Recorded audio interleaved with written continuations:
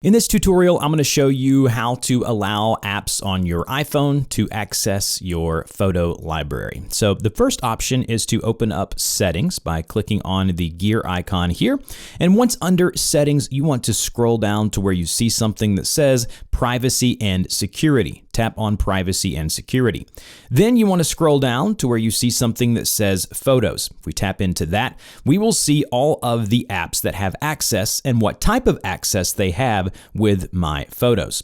So if we want to say allow ChatGPT access to my photos, we'll tap into that app there and give it full access. Now, limited access means that if we select limited access, we will have to go in and select individual photos one by one. I just much prefer going to full access, gives it full access like that, enable it, and you are good to go. If, however, you don't see the app or this option, what you want to do is navigate back to the general settings, which is here, and then go down to the bottom to where you see apps, tap into apps to get a list of your apps on your device.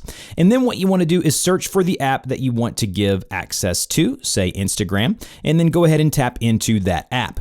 You will see a Photos tab here. If we tap into the Photos tab, we have the same option here to give the photo library access. Again, limited access only allows you to select photos individually, but full access gives the app full access to all photos and videos that are currently in your photo library. I will have a pinned comment down below for some frequently asked questions. If this helped, like, share, and subscribe, and I'll see you guys in the next video.